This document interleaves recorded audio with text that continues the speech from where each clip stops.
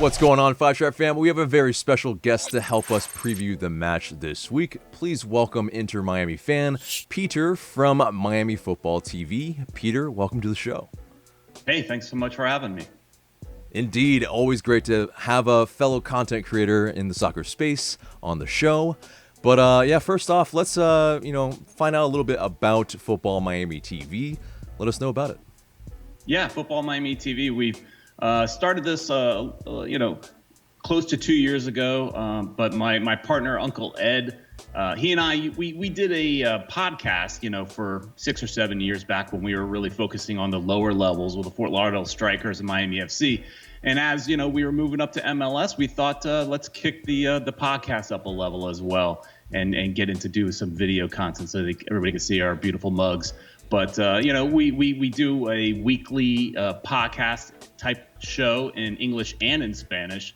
And then, we've got a lot of construction videos and trying to get into the stadium as much as we can during this pandemic, but having a lot of fun reaching out and love reaching out to and getting to know other podcasters or video, like you said, content creators like yourself. I think you guys are doing a great job and definitely an inspiration.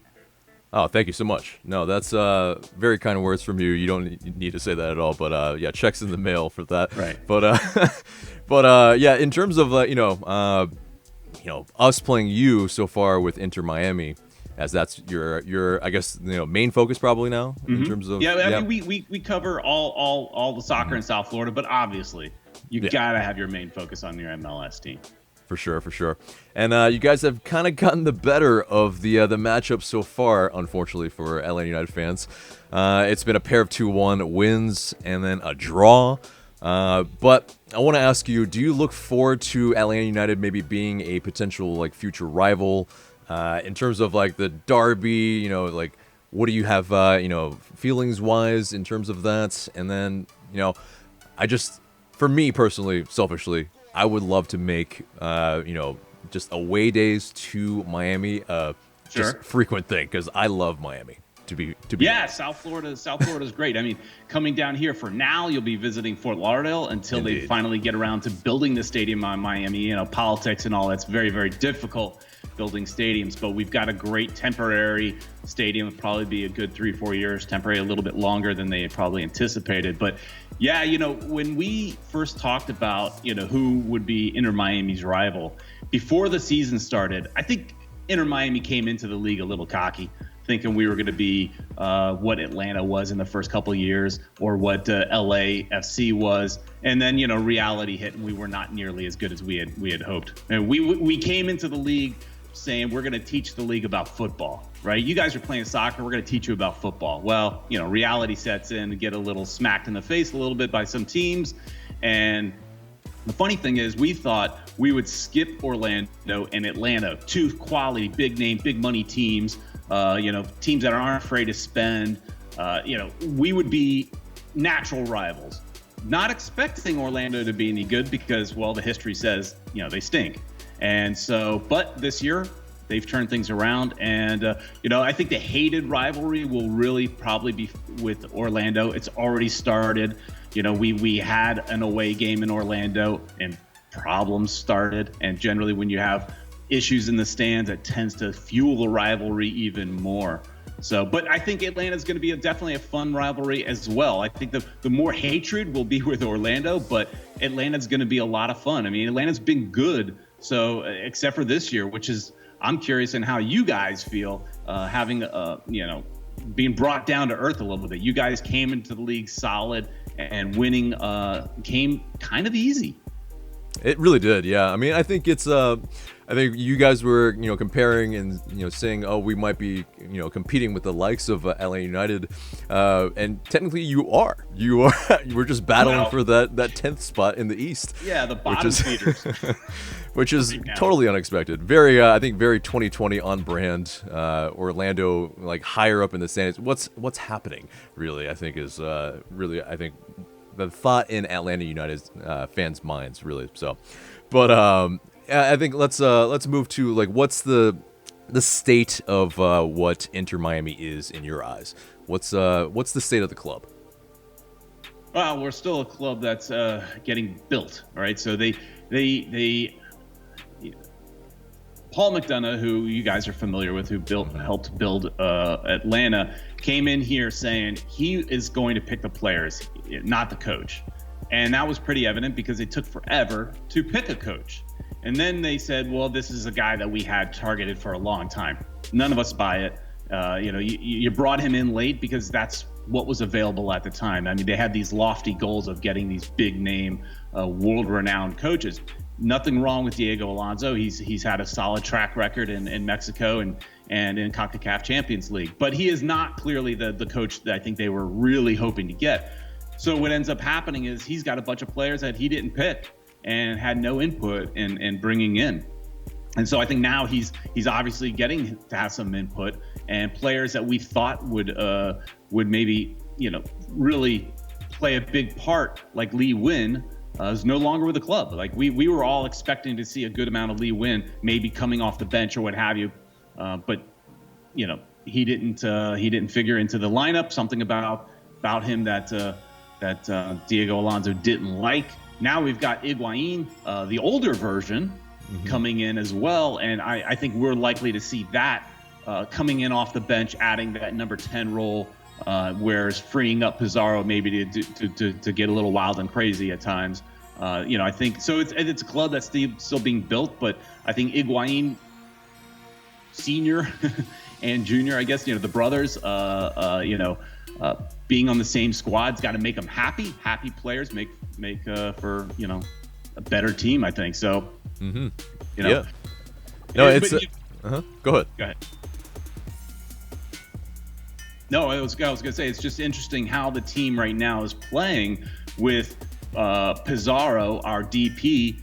He's off with Mexican national duty. We've won 2 games in a row.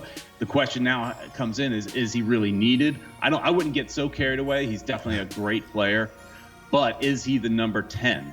I think we need maybe Blaise Matuidi to kind of get a little more into the attack and hold on to the ball, whereas then let Pizarro kind of run free and sometimes Pizarro holds on to the ball a little bit too much, and I think that's part of the problem. And so we're seeing a lot more fluid passing now that he's gone. So it'll be interesting to see how he fits back into the lineup. Yeah, and speaking on Diego Alonso, who of course came from Monterrey and was fired after winning the Champions League, which is crazy. I mean, but obviously a little Mexico. time had spanned after that. But is his football the type of football that you guys want to see? Because obviously it's a little bit more pragmatic, and obviously he's not prioritizing maybe a high-flying attack.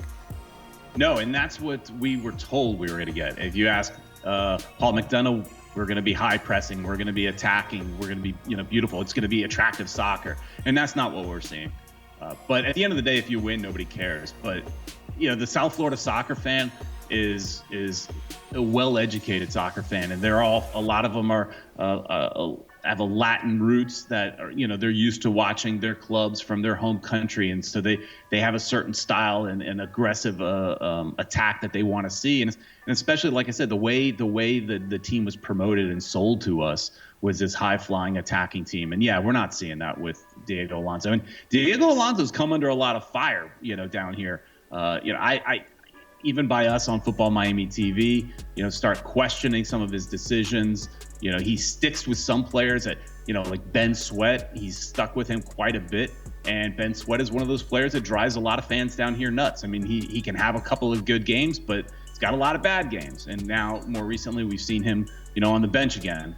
So Diego Alonso's constantly tinkering with the lineup and maybe a little bit too much. But it happens in the first year, I'm sure, Yeah, which he's trying to maybe prioritize results and also maybe a style of play. But well, speaking of not only McDonough, but also maybe the ownership group, which includes, of course, David Beckham. How would you describe the perception of David Beckham from a fan's perspective? He's not really all that involved, I don't think. Let's be honest. So I think fans thought he was buying a house down here or a condo or what have you, and rumors are he has, that we'd start to see him down here more often. Now, of course, COVID-19 happens, and that throws a wrinkle into a lot of things. But he's got so much going on that I think anybody that thought he was going to be super hands-on was a little bit delusional. I mean, he's got so many businesses going, and with his Hague Club and so many appearances that he has to make around the world, that he was never going to be all that involved. And I don't think he is. I think he probably gives his opinion, but he's not the one. He's not here. And so I think everybody expected him to be here more often, to be, more of somebody you'd see in South Florida and really help, especially with the marketing of the team as well. And we're not really seeing that. And like I said, some of that could be because of the pandemic, but I think you can't completely blame it on the pandemic. The guy's a busy man, so I don't think he's all that involved. I mean, he puts us on the world stage, and that helps. We've got so many fans from all around the world because of him, and so that helps for sure. And he can, obviously, he's got connections, but where have those connections really landed with us so far? I mean, he obviously knew Blaise Matuidi, and that might have helped a little bit getting him in a TAM type situation. But yeah, everybody here thought we were going to get these huge names, and we're not getting them. And I guess you could blame some of that on him, on Beckham, because where's that Rolodex? We kept hearing that he's going to open that Rolodex, and we're going to get every big name player. Everybody thought, we're going to get Messi, we're going to get Ronaldo, and of course, reality sets in, and you end up with some players from Mexico or an over the hill Argentinian player. That's reality. That's where MLS is sometimes. Yeah, and that gets me to my next question perfectly. It seems like Inter Miami are doing a little bit of a 3.0/2.0 type of thing. Right. In terms of Gonzalo Higuain and his brother Federico, Blaise Matuidi, we all mentioned these names, but are these the type of moves that you guys prefer, or do you prefer making stars and selling them to Europe? What's the feeling from the fans? I think I've always felt you need a healthy balance. I think you need one established star for marketing, because South Florida is a tough sports market, and I've heard Atlanta is as well, but you guys have really embraced your team. Unfortunately, we haven't really been able to embrace the team, like filling the stadium, but it's a tough sports market down here. So I think it helps to have one recognizable face that you could put on a billboard. Higuain, I don't think is necessarily that face. You have to be a soccer fan to know who he is. He's not a casual fan that's going to have no clue who he is. But then the rest of the team, I think, definitely should be those up-and-coming players, the kind of players that we have, Pellegrini and Carranza. Those are the kind of players we're hoping for. Now, they're not panning out, I guess, as well as we had hoped. They're not those exciting Atlanta players that you're going to go and sell off after a couple of years so far. They still have a long way to go. Pellegrini's a player that he's super young, but he's very active on the field, runs around a lot, but doesn't always have a large impact in the game. So he puts out a lot of effort without a lot to show for it. So, the person that I think fits the mold is Lewis Morgan, our Scottish player. He's a guy, if he continues doing what he's doing, he won't be with Inter Miami for long. He's really been an exciting player to see. We need more of that. Love to hear that.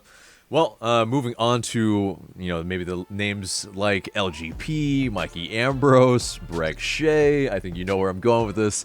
Names that bring up some memories for Atlanta United fans. Sure. But, I think let's get with, the big one, I guess. How do you think LGP has fared with Miami, and what's your perception of him maybe before and then after? I think it's about the same before and after. I mean, he's a good, solid defender.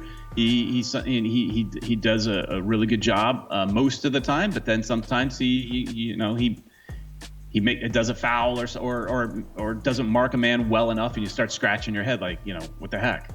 But for the most part, solid, great anchor for the defense. I think he's been great. You mentioned Breck Shea. I think he's been a surprise because when they announced, we signed Breck Shea. Now, he was playing with the Fort Lauderdale CF, rehabbing a little bit, and obviously he impressed. Nobody was excited. People were complaining left and right. I kept saying, he's dead. Don't worry about it. I mean, he's at this point of his career. He's not going to be the star. He's not going to be a starter. Well, he has been a starter because he's been better than we expected. Still, sometimes he fades in and out of the game. I think he's a great option off the bench, and he made a great little kind of back heel pass to Blaise Matuidi, who put a cross in, and could have been a goal with Higuain. He's definitely got some flair, and he's been much better than we expected. Good job there. In terms of Shea, I think if you utilize him correctly in the positions that he's most comfortable in, instead of maybe at left back or left wing back, I think you'll probably you're seeing the returns of playing him in correctly, really. But you spoke a little bit about the stadium and whatnot. Let's get to it in terms of Fort Lauderdale Stadium or Inter Miami CF Stadium, whatever you guys want to call it. I still call it Lockhart. Lockhart, yeah, exactly. It's just got so many pseudonyms at this point, probably. But obviously, it's the temporary home until you guys get your permanent one. But what's obviously you did a tour of it, but what's the perception of it with the fans so far? I think the fans are excited. They love it. It's a beautiful little erector set stadium. I mean, it's definitely, it's not the one you hang your hat on, but it's a nice stadium. It's again, it's an erector set, and I know there's several MLS stadiums that are that's their primary stadium, and it's basically the same kind of stadium. Luckily, we have the dream of having an even better stadium in Miami near the airport. But with Miami politics, that is always a challenge. They're negotiating the lease right now. It's an old golf course that is really underutilized, so it's a great spot. But for now, the stadium's very intimate. I walked around, and I'm sitting on the sidelines, but I'm sitting kind of high, so I don't have the best seats in the house necessarily. But I felt really like I'm in the action. You're sitting on top of the field, so the sight lines are great. You're close to the field. Not a bad seat in the house. It's a nice little stadium. The locker rooms are a little small because they were built for the USL squad. So right now they're having to get a little creative and using some of the locker rooms that not locker rooms. They're using actually this midfield club area as a locker room so that they can physically distance as much as possible. And Atlanta is using the same setup as well. This will be this luxury midfield club, but for now it's a temporary locker room. So it's a great location. I think personally, I am a Broward County person, which is about 45 minutes north of Miami. I think it's a great location in between Dade and Dade and West Palm Beach, Miami and West Palm Beach. It's a perfect location, but the team wants to be where it's sexy, and that's Miami. So they want to be where the sexy name is, and you don't want to make the same mistake that Fort Lauderdale, the Miami Fusion did. See, I even almost made the same mistake. They were named Miami, but they played in Fort Lauderdale long term, and that doesn't do well for the branding. So eventually, I think they will definitely get the stadium built in Miami. It's just going to take a little bit longer. Originally, they anticipated it to be about 2 years. I think it's probably closer to 4 years. So if you have to play in Fort Lauderdale in this nice little stadium for 4 years, I think it's a great location. It's a great training facility. Behind the stadium is this amazing training facility that's state of the art. So Monday through Friday, regardless, the players will come to work in Fort Lauderdale, and eventually they will play their weekend games in Miami. Yeah, and well, in terms of that, for the fans, have you felt like non-Miami fans have embraced the team, essentially? I mean, because obviously you were saying, it's sexier to be in Miami. Right. Like, what's your feeling around, the fan base? Is it kind of greater Miami, I guess, in a sense? It's, when you look at the supporters groups, I think that's a good way to test it. There's quite a bit of supporters that are coming from Broward. So you've got a lot of people that are living about 45 minutes north, 30 to 45 minutes north of Miami that are embracing the team. I think where, they turned off some of the old NASL Fort Lauderdale Strikers fans. I was one of those, but some of them are a little more, they wanted a Fort Lauderdale team, and they did not want Lockhart to be destroyed. There's history there. Ray Hudson and played there back in the 70s, and so many great players went through there. So there was pride in that stadium and pride in their city. So they definitely did not want a Miami team playing in Fort Lauderdale. So it has turned off some people, but I think it's a pretty good, healthy balance. There's definitely more fans in Miami than there are from Broward, but we've got one supporters club that is, I think, 100% Miami. The one that I'm involved with, Southern Legion, is definitely a nice mix.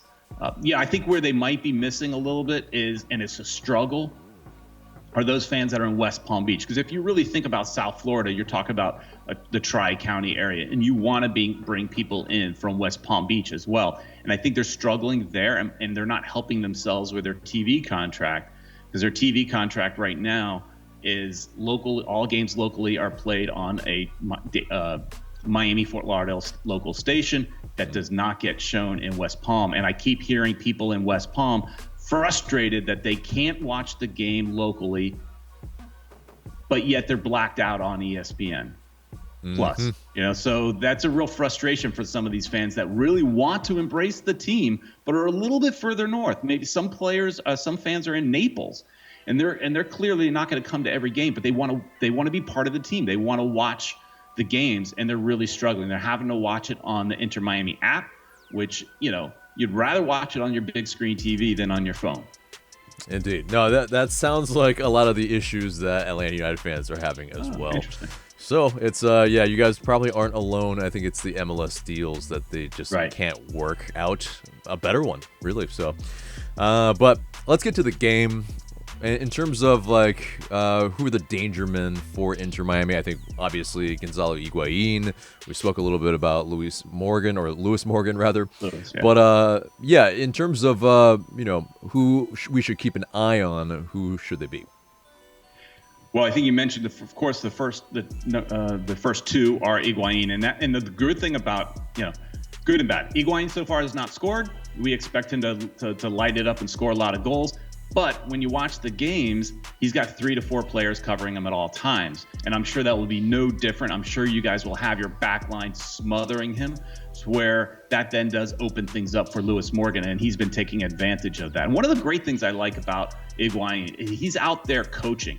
Right after Lewis Morgan scored a goal against New York, he's over there coaching him, telling him, look, if you go around this way, you're going to get even more balls. So, those two players for sure, but we need to look at Pellegrini. He needs to get more involved. He has been in the starting lineup lately, although I would prefer them to put Carranza in there, because we've been playing with 3 forwards.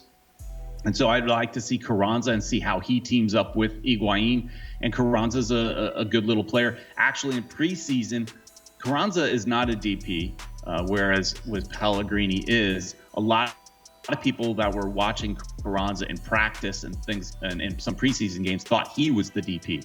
He still hasn't really lit it up yet. He's gotten a goal or two, but he's been injured at times. But he's, I think, a good player to keep an eye on. And Blaise Matuidi, he's not going to really score, but hopefully he can link some passes and make something happen. And that's about it. That's the problem, is we still are not really, even though we've won 2 games in a row, we're not scoring a lot of goals. Mm-hmm. And when we are scoring, we're 100% lately leaning on Lewis Morgan.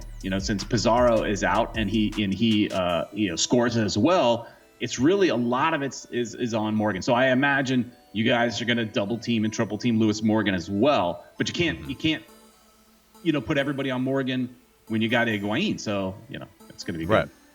Yeah, I imagine. Well, he usually plays on the right side, right, in terms of Lewis Morgan, right? Yeah. So I imagine George Bello and whomever our mystery left center back is, because we've been rotating that, we'll probably be marking him a good bit. But so let's get to the lineup then. And we talked about no Pizarro because he's on international duty. Right. How do you think Miami lines up? Well, we also, we've going to obviously put John McCarthy in the goal because, Luis Robles has got a broken arm. He just recently had surgery. He got a metal plate put in there.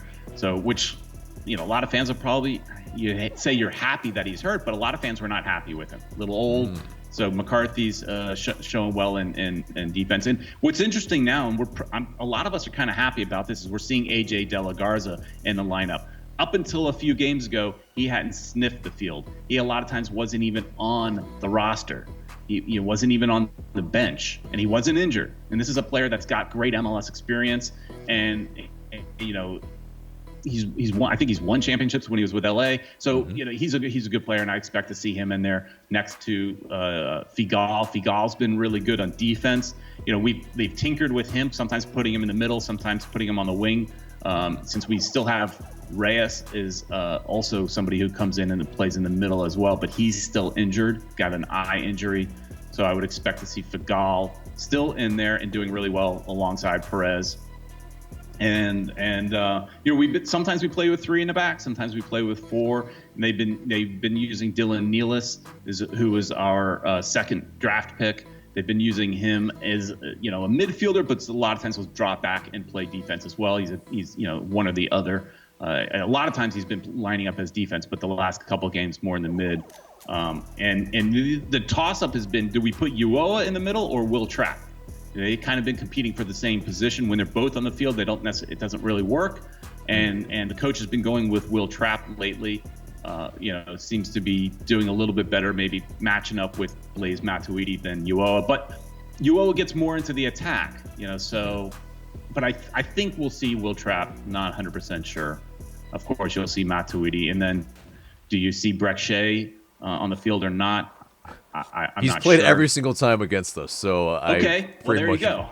bank that we'll see him. And okay, well, you're paying attention to him a little more than I have. I mean, he's as far as when he's playing against Atlanta. I mean, I like him as a player. I was really surprised, though. Yeah. I was one of those guys that said, he's going to be off the bench, but he's really been. And it was.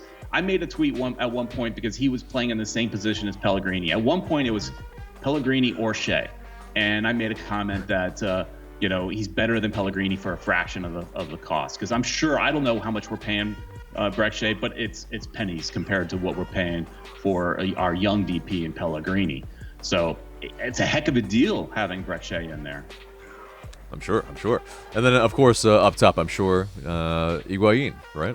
Yeah, you're going to have the Higuain. The question is, do they put Pellegrini up there like they have in the last game against Houston, or do they put Carranza or Robbie Robinson? Robbie Robinson is our number 1 draft pick. He's a bit of a workhorse, but he's a little raw, but he really gets in there and works hard. So I personally, I would sit Pellegrini and probably put in Robinson or Carranza and maybe lean towards Robinson. I think the coach maybe likes him a little bit more. And then Carranza and or Pellegrini come in the second half at some point. Yeah. Now, do you think Gonzalo Higuain has the match fitness to be able to start, 3 games a week, which I think most of MLS teams have been dealing with? So, do you see him starting and playing a full match, or do you probably see him coming off maybe 60th, 70th minute? I guess it depends on how we're doing, right? Sure. But he'll definitely start. It's funny is how he's been unfairly judged. When we got Higuain, I don't know how many tweets and messages I saw about, him being fat, right? He's just out of shape. And I know he has had some weight issues maybe in the past, but he doesn't right now. I mean, he looks great. So, he looks fit.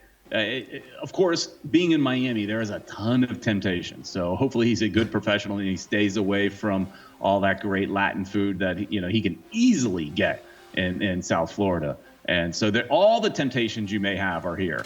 If he decides to I don't know how he is as far as going out at night, but you've got South Beach right down the road.